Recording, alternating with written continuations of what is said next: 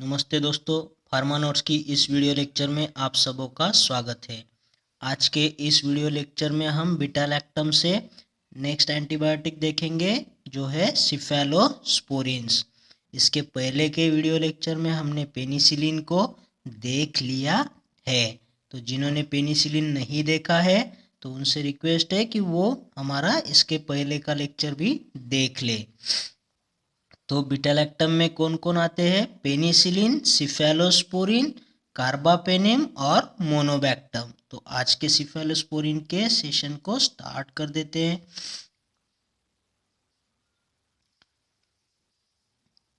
देखिए, सिफेलोस्पोरिन्स में जो भी ड्रग्स है उनको जनरेशन्स के अकॉर्डिंग क्लासिफाई कर दिया गया है। तो कुछ ड्रग पैरेंटरल रूट से दिए जाते हैं और कुछ ओरल रूट से दिए जाते हैं।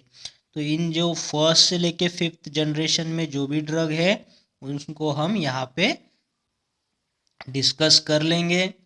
जो भी इसके सिफेलोस्पोरिन्स के ड्रग होते हैं ना, बहुत ट्रिकी होते हैं। काफ़ी सारे स्टूडेंट्स तो इसे पढ़ना भी छोड़ देते हैं क्योंकि ये कंफ्यूजिंग ड्रग है ना। तो हम इसे आज ट्रिक्स के सहारे याद रखने की कोशिश करेंगे और जो भी क्वेश्चंस इस पर बनेंगे उसके नंबर्स आपके बिल्कुल नहीं जाने चाहिए। ठीक है, तो चलिए देखते हैं। देखिए, जो भी फर्स्ट जनरेशन के अंडर ड्रग आते हैं ना उनको याद रखना है, इनका प्रीफिक्स होता है सिफा करके। जिस ड्रग का भी प्रीफिक्स सिफा हो, प्रीफिक्स यानी स्टार्टिंग का वर्ड, तो वो ड्रग फर्स्ट जनरेशन के अंडर डाल देना है। तो देखो यहाँ पे ड्रग है सिफाजोलिन। सिफाजोलिन में देखो ये सिफा आता है ना, तो ये फर्स्ट जनरेशन में आएगा। देखो यहाँ सिफालोथिन है तो सिफा है तो फर्स्ट जनरेशन है। यहाँ पे देखो सिफाड्रॉक्सिल है तो ये सिफा आया ना, तो ये फर्स्ट जनरेशन में। सिफालेक्सिन, सिफालेक्सिन भी फर्स्ट जनरेशन में। तो ये सिफाड्रेक्सिल की टैबलेट आएगी, सेफेलैक्सिन की कैप्सूल आएगी, तो ये ओरल डोसेज फॉर्म में आते हैं। यहाँ पे एक एक्सेप्शन भी है, इसको ध्यान रखना है। देखो ये सिफ्राडीन है तो इसमें सिफा तो कहीं आया नहीं है लेकिन ये फिर भी फर्स्ट जनरेशन में है। तो ये सिफ्राडीन को आज से आप ना सिफाराडीन करके पढ़ो, सिफाराडीन, तो ये अपने आप फर्स्ट जनरेशन में आ जाएगा। ये सिफ्राडीन को हमेशा सेफाराडीन करके पढ़ना, तो आपको ये ध्यान में रह जाएगा कि ये ड्रग फर्स्ट जनरेशन के अंडर आएगा। ठीक है, ये एक सेक्शन को अच्छे से ध्यान में रख लेना। नेक्स्ट क्वेश्चन चलते हैं सेकंड जनरेशन की तरफ। देखो ये जो सेकंड जनरेशन के ड्रग्स है ना, इसके लिए हमने यहाँ पे ट्रिक्स बना के रखी है जिसको पहले समझते हैं। For fox for titan colour go to Brazil. देखो कोई फॉक्स है जो फर हो गया है, कहाँ? ब्राज़ील में। क्यों? तो उसे फोर टाइटन कलर चाहिए। For fox four titan colour कहाँ पे गया वो? ब्राज़ील में गया। तो देखिए इसमें कैसे ड्रग आते हैं उसको डिकोड कर देते हैं। ये सेफुरॉक्साइम है ना, तो इसमें ये फर आता है तो ये फर से हो गया सेफुरॉक्साइम। ठीक है, तो ये आएगा पैरेंटरल के अंदर। नेक्स्ट है फॉक्स। फॉक्स से देखो सिफॉक्सेटिन, इसमें ये फॉक्स आता है ना तो ये सिफॉक्सेटिन हो जाएगा। नेक्स्ट आएगा सिफोटेटन, तो ये फोटाइटन से सिफोटेटन हो जाएगा। तो ये सारे जो है ना फॉर फॉक्स फोटाइटन, तो ये सारे तीन एफ ड्रग है वो पैरेंटरल में आएंगे और कलर ब्राज़ील जो है वो इधर ओरली आएंगे। तो ये कलर से आएगा आपका क्लोर, सिफा क्लोर करके। ठीक है, तो देखो इसमें ये सिफा भी आता है तो सिफा से कंफ्यूज मत हो जाना, इसे फर्स्ट जनरेशन में ना डाल देना। ये कलर से क्लोर होता है तो ये सेकंड जनरेशन का ड्रग है, इसको भी अच्छे से याद रख लेना। फर्स्ट जनरेशन में जो सिफ्राडाइन था उसे याद रख लेना और यहाँ पे ये सिफा क्लोर को याद रख लेना अच्छे से। फिर है ब्राज़ील, तो देखो ये सेफ ब्राज़ील है, इसे ब्राज़ील करके याद रखो, सेफ ब्राज़ील। तो आपको ऐसे सेकंड जनरेशन के ड्रग याद रह जाएंगे। यहाँ पे देखना ये सेफुरॉक्साइम था ना, ये सेफुरॉक्साइम के साथ में ऑक्जेटिल जोड़ दिया है तो ये जब भी जोड़ दिया जाएगा तो ओरल रूट से लेना है आपको, ठीक है, ओरल रूट से होता है वो। तो आपको ये सेकंड जनरेशन पूरा याद हो जाएगा। देखो आपने भी जैसे ही लेक्चर हो जाता है ब्लैंक पेपर पे ये सब करके देखना है ताकि भूले नहीं। थर्ड जनरेशन में चलते हैं। थर्ड जनरेशन के लिए ट्रिक्स लिखी है यहाँ पे, safety diet dinner done by me. तो safety diet dinner done by me, तो ये थर्ड जनरेशन में आएंगे सभी। तो देखो थ्री को हम ट्री बोलते हैं, थ्री को ट्री बोलते हैं, और ट्री कैसी है हमारे लिए, सेफ्टी है। तो सेफ्टी ट्री से हमने डिनर किया, डाइट डिनर किया, डन बाय मी। तो जितने भी ड्रग है जिनमें सफिक्स मी करके आएगा तो वो सारे ड्रग्स थर्ड जनरेशन में आएंगे। देखो यहाँ पे सिफोटॉक्सी में तो मी आएगा, सेफ्टाजिडी में तो मी आएगा, सेफ्टिजॉक्सी में तो भी मी आएगा, सेफोपेराजोन देखो यहाँ पे वन आता है, ये डन में से भी वन आएगा ना, तो ये डन से वन को याद रख लेना। और ये सेफ्ट्रायक्सोन ये भी वन आता है। तो इस तरह इन पेरेंटल ड्रग जो भी है इनको याद रख लेना। देखो आजकल जो भी चलता है ना, डॉक्टर लिखते हैं टॉक्सिम करके लिखते हैं और ये जोन करके लिखते हैं। 1-1 ग्राम के 500-500 mg के और 250-250 mg के वायल्स आते हैं इसके। तो ये एंटीबायोटिक काफ़ी लिखे जाते हैं आजकल। तो ये तो पेरेंटल रूट से दिए जाने वाले इंजेक्शन है, सिफोटॉक्सिम और सेफ्ट्रायक्सोन। तो इनके साथ में ये बाकी भी आपको याद रखनी है। नेक्स्ट है ये जो है ओरल रूट से दिए जाते हैं। देखो यहाँ पे सेफ डिनर है, ठीक है, ये डिनर से आपको सेफ डिनर को याद रख लेना है। फिर है सेफ डाइटोरेन, तो ये डाइट आ रहा है यहाँ पे, तो ये डाइट से याद रख लेना, सेफ डाइटोरेन। नेक्स्ट है सेफिक्जिम, तो देखो यहाँ पे सफिक्स मी आया। फिर है सेफ्टी ब्यूटेन, तो देखो यहाँ पे सेफ्टी आया, ये सेफ्टी है ना, ये सेफ्टी आ जाएगा। नेक्स्ट है सेफपोडॉक्सिम, तो ये देखो ये मी आया और प्रोक्जेटिल जोड़ा है तो ओरल देना है। अब देखो इस पेरेंटरल और ओरल को कैसे याद रखोगे, जो भी बचेंगे वो पेरेंटरल में डाल दो और ये जो है ओरल में बताता हूँ आपको। देखो डिनर हम कैसे करते हैं, ओरली करते हैं। डाइट डिनर जो है वो ओरली करना है। फिर ये जो सिफिक्सिम है ना ये तो आपको पता होनी चाहिए, ये टैबलेट है, बहुत चलती है एंटीबायोटिक में टैबलेट, तो ये ओरली दी जाती है। फिर सेफ्टी बूटेन है, देखो बूट से मार खाएंगे, कहाँ पे, मुंह पे मार खाएंगे, मुंह पे यानी क्या, ओरली। और फिर सेपोडॉक्सिम है ना, ये इसकी भी टैबलेट आती है, सेपोडॉक्सिम प्रॉक्सेटिल करके। तो ये तो कुछ भी अटैच हो जाए तो आपको तो पता है ओरली में डाल देना है, ठीक है। जैसे यहाँ पे हमने डाले थे सेफुरॉक्सिम ऑक्जेटिल को ओरली में, तो यहाँ पे सेफोडॉक्सिम प्रॉक्जेटिल। और एक चीज़ मैं आपको बता दूं यहाँ पे, देखो ये सेफुरॉक्साइम है, इसमें भी मी आता है, पर ये थर्ड जनरेशन का नहीं है, ये सेकंड जनरेशन का ड्रग है। फर फॉक्स की ट्रिक्स को याद रखा है ना, तो ये फर आ रहा है ना, तो फर से ये सेकंड जनरेशन में आएगा, ठीक है। तो आपको थर्ड जनरेशन के ड्रग्स भी अच्छे से याद हो चुके होंगे। तो चलिए अभी फोर्थ जनरेशन की तरफ बढ़ते हैं।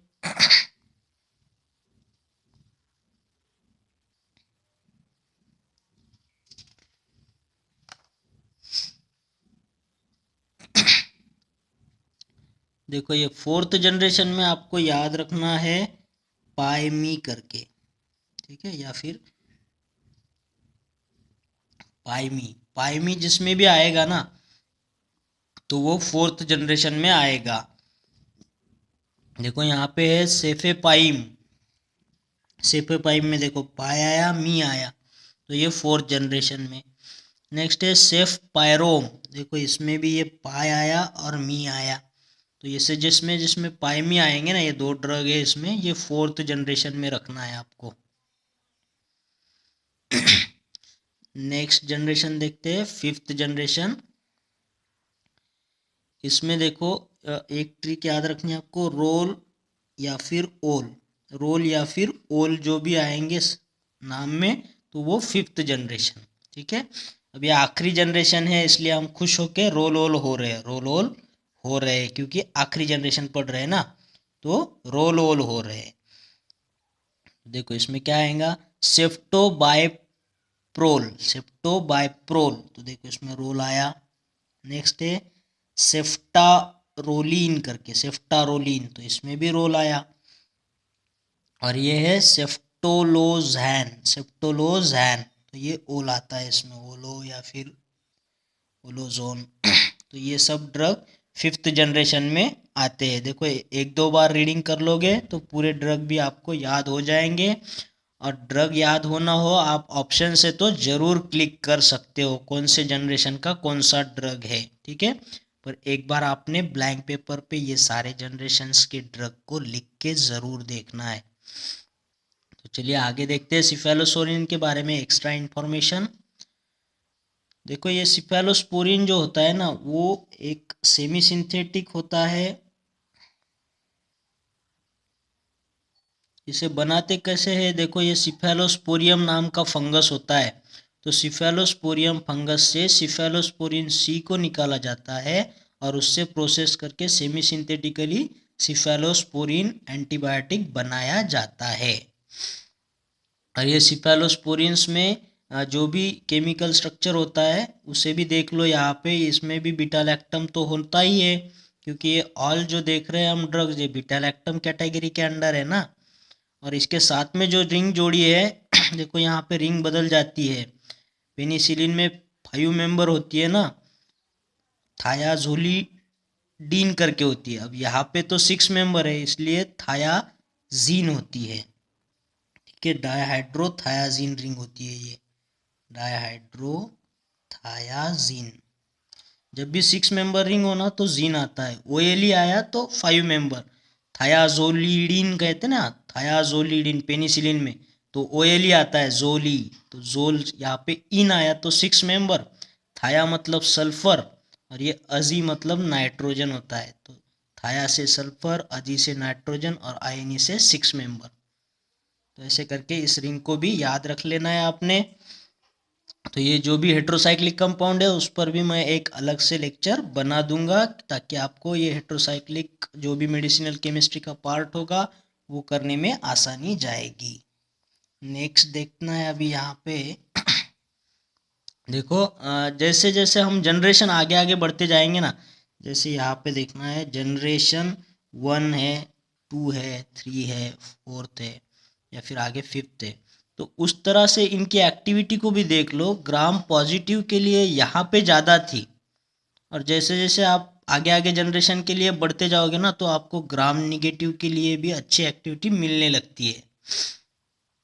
और यहाँ पे बीटा लैक्टामेज का रेजिस्टेंस जो है ना, बीटा लैक्टामेज के लिए यहाँ थोड़ी ससेप्टिबिलिटी ज़्यादा होती है, पर यहाँ पे काफ़ी सारा रेजिस्टेंस आ जाता है बीटा लैक्टामेज के लिए। जो भी ड्रग बनाए ना हमने तो वो अच्छे होते हैं, बीटा लैक्टामेज से डिग्रेड नहीं होते हैं, वो बीटा लैक्टामेज रेजिस्टेंट ड्रग बन जाते हैं ये, ठीक है। यानी कि बैक्टीरिया पर अच्छी एक्शन दिखाने लगती है। जैसे जैसे आगे आगे जनरेशन जाता है तो ग्राम निगेटिव पर एक्शन अच्छी मिलती है और बीटा लैक्टामेज का रेजिस्टेंस भी काफ़ी बढ़ जाता है, तो ड्रग धीरे धीरे अच्छी अच्छी बनते जा रही है, ठीक है। तो ग्राम पॉजिटिव के लिए पूछेंगे तो पेनिसिलिन की तरफ जाओ या फिर जनरेशन 1 की ड्रग की तरफ जाओ। और अगर ग्राम निगेटिव के लिए ड्रग पूछे तो आगे आगे चल के ग्राम ये जो जनरेशन 4th है वहाँ के ड्रग बता देना। तो आपके सवाल भी थोड़े लॉजिकली, आपको अगर तुक्का मारने का भी ज़रूरत पड़े तो इस तरह से इस डायग्राम को याद रख लेना, आपका जवाब सही हो जाएगा, ठीक है। नेक्स्ट देखते हैं। तो इसकी जो भी इंफॉर्मेशन है ना, थोड़ा ये क्वेश्चंस के सहारे हम देखेंगे तो शायद आपको याद रखने में आसानी होगी। देखो यहाँ पे क्वेश्चंस है, most suitable cephalosporin for kidney patient. देखो अगर कोई किडनी का पेशेंट है तो सिफेलोस्पोरिन में से कौन से ड्रग जो है वो उसके लिए सुटेबल होंगे। तो इसमें आप दे सकते हो उसको सेफ्ट्रायाक्सोन, ठीक है, या फिर आप उसे देख सकते हो सिफोपेराजोन करके। ठीक है, ये भी 1 है, ये भी 1 है, तो थर्ड जनरेशन के ये ड्रग है, तो आप किडनी पेशेंट को दे सकते हो, बाकी कोई भी ड्रग नहीं दे सकते। क्यों? तो इनका एक्सक्रीशन जो है वो बाइल से होता है, और बाकी जो सिफेलोस्पोरिन्स है ना, उनका एक्सक्रीशन किडनी से होता है। तो इसलिए किडनी के जो भी पेशेंट्स हैं उनको ये ड्रग सेफ माना जाता है सिफेलोस्पोरिन कैटेगरी से। ठीक है, तो इन दोनों को याद रख लेना किडनी पेशेंट के लिए। नेक्स्ट पूछेंगे, सर्जिकल प्रोफाइलैक्सिस के लिए कौन सा सिफेलोस्पोरिन यूज करोगे? तो सर्जिकल प्रोफाइलैक्सिस के लिए आपने यूज करना है सिफाजोलिन करके, सिफाजोलिन। सिफाजोलिन जो होता है ना, वो फर्स्ट जनरेशन का ड्रग है सिफाजोलिन। तो इसे याद कैसे रखोगे? Surgical profile, surgical profile safe रखी है झोली में। ठीक है, सर्जिकल प्रोफाइल जो भी है वो सेफ रखी है झोली में, तो सिफाजोलिन को यूज करना है। नेक्स्ट है थर्ड जनरेशन के सिफेलोस्पोरिन्स जो भी है ना, उनके यूजेस देखो। थर्ड जनरेशन के जो भी सिफेलोस्पोरिन्स है उनके बहुत सारे यूज है, और उनको हम यहाँ देखते भी है। एक तो जो नासोकॉमियल इन्फेक्शन जो होते हैं ना, जो हॉस्पिटल में होते हैं, तो इसके लिए भी ये बहुत सही होते हैं थर्ड जनरेशन के सिफेलोस्पोरिन। इस पर भी क्वेश्चन बनता है कि हॉस्पिटल में जो इन्फेक्शन होता है उसे क्या बोलते हैं, तो नोसोकॉमिकल इन्फेक्शन बोलना है। नेक्स्ट अगर आपको पूछेंगे मिक्स्ड एक्शन किसका है, mixed aerobic and non aerobic और अनएरोबिक। ठीक है, एनएरोबिक, एरोबिक एनारोबिक बैक्टीरिया के लिए कौन सही ड्रग होगा, तो थर्ड जनरेशन के सिफेलोस्पोरिन। तो इनकी action gram positive gram negative के लिए भी होती है। तो मिक्स्ड एक्शन के लिए पूछेंगे तो यही थर्ड जनरेशन बता देना। अगर मेनिंजाइटिस के लिए पूछे तो भी थर्ड जनरेशन के ड्रग काफ़ी यूज़फुल होते हैं मेनिंजाइटिस के लिए। नेक्स्ट आपने कैंसर के थेरापी में भी जो एंटीबायोटिक्स लगते हैं थर्ड जनरेशन के दे सकते हो, टाइफाइड के लिए भी दे सकते हो आप इसमें। ठीक है, लेकिन इसको अल्टरनेटली सिप्रोफ्लॉक्सासिन भी यूज़ किया जाता है इसके लिए, टाइफाइड के लिए। तो थर्ड जनरेशन ऐसे सारे बहुत सारे इसके ब्रॉड यूजेस है थर्ड जनरेशन के लिए। ठीक है ना, क्या ट्रिक था इसका? Safety dinner, safety diet dinner done by me, जो भी सफिक्स आएगा मी आएगा और बाकी सब ड्रग आएंगे। नेक्स्ट क्वेश्चन की तरफ बढ़ते हैं। देखो, सुडोमोनास एरोजिनोसा जो ग्राम निगेटिव इन्फेक्शन है, इसके लिए कौन से जनरेशन के ड्रग यूज करोगे? तो हमने अभी देखा ना, ग्राम पॉजिटिव से लेके ग्राम निगेटिव तक जब जा रहे हैं तो किसका एक्शन मिलेगा? जैसे जैसे जनरेशन बढ़ेगा वैसे वैसे ग्राम निगेटिव के लिए एक्शन मिलेगा। तो सुडोमोनास एरोजिनोसा के लिए हमें जाना है फोर्थ जनरेशन के लिए। ठीक है, जो भी थे ना वो पाइमी वाले, पाइमी करके जो जो ड्रग थे, दो ड्रग थे, उनको इसमें यूज करना है सुडोमोनास एरोजिनोसा इन्फेक्शन के लिए। नेक्स्ट है गोनोरिया के लिए ड्रग ऑफ चॉइस क्या है? तो इसके लिए आपको बताना है सेफ्ट्रायक्सोन। ये भी थर्ड जनरेशन का है, डन का ओ एन ई आ गया ना, तो ये भी थर्ड जनरेशन का गोनोरिया ड्रग ऑफ चॉइस।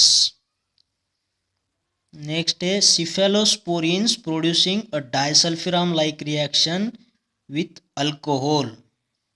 ऐसा कौन सा सिफेलोस्पोरिन है जो डाइसल्फिराम लाइक रिएक्शन अल्कोहल देता है? तो इसका जवाब होगा सिफोपेराजोन। देखो 1 आया, तो ये भी थर्ड जनरेशन का हो गया।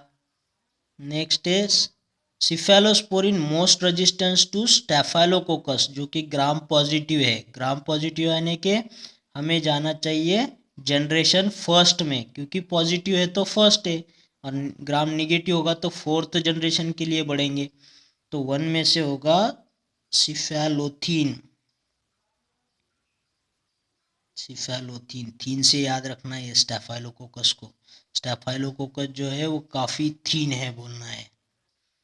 ठीक है, नेक्स्ट और थोड़े से क्वेश्चंस देखेंगे ताकि कोई भी इंफॉर्मेशन आपकी छूटे नहीं। देखो मोस्ट टॉक्सिक सिफेलोस्पोरिन पूछेंगे ना, तो इसमें आपने लिखना देना है सिफ्राडीन करके। हमने बोला था आपको इसे जब भी पढ़ोगे सिफाराडीन पढ़ना, तो फर्स्ट जनरेशन का है, याद रह जाएगा। सिफ्राडीन क्यों टॉक्सिक है ये, इसका साइड इफेक्ट जो है ना वो नेफ्रोटॉक्सिसिटी होती है,